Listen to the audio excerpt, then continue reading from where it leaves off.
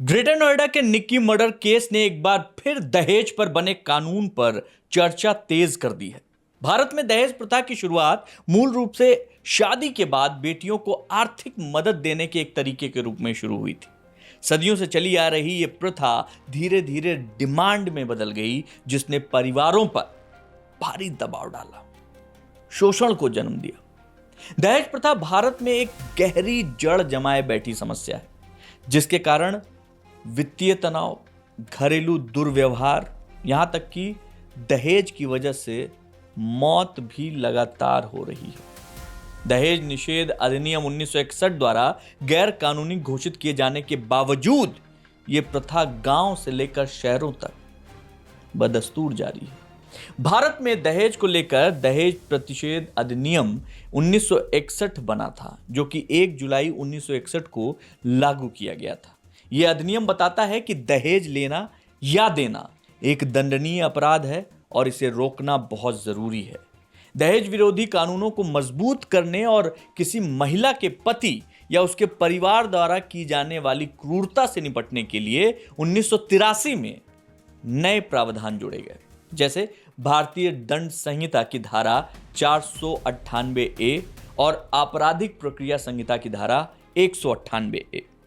दहेज उत्पीड़न का सामना करने वाली महिलाओं को अतिरिक्त सुरक्षा प्रदान करने के लिए 2005 में घरेलू हिंसा से महिला संरक्षण अधिनियम लागू किया गया था। भारत में दहेज को रोकने के लिए कानून में कई सख्त धाराएं जोड़ी गई हैं।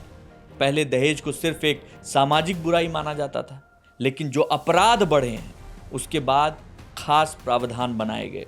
आईपीसी की धारा 304 बी दहेज हत्या से जुड़ी हुई है। इसका मतलब अगर शादी के बाद 7 साल के भीतर किसी महिला की मौत होती है तो उसे दहेज की वजह सामने अगर आती है उसमें, तो दहेज हत्या माना जाएगा। इस अपराध में कम से कम 7 साल और अधिकतम उम्र कैद हो सकता है। इसके अलावा साक्ष्य अधिनियम की धारा 113 बी भी इसी से जुड़ी है।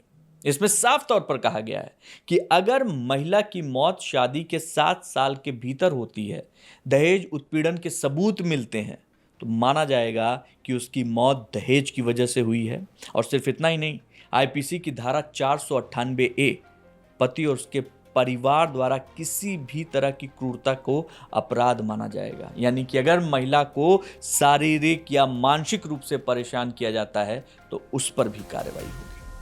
वहीं धारा 406 दहेज से जुड़ी चीजों को लेकर धोखाधड़ी या विश्वासघात के मामलों में देखी जाती है। लेकिन क्या सिर्फ कानून से समस्या हल होगी? समाज का नजरिया बदलेगा? दरअसल लोगों को दहेज के खिलाफ आवाज उठानी पड़ेगी, महिलाओं को शिक्षित और आत्मनिर्भर बनाना पड़ेगा। तभी दहेज जैसी कुप्रथा को जड़ से मिटाया जा सकेगा। आप क्या कहते हैं? इस कुप्रथा को खत्म करने के लिए और कौन कौन से उपाय करने चाहिए? कमेंट बॉक्स में आपका इंतजार रहेगा। जय हिंद।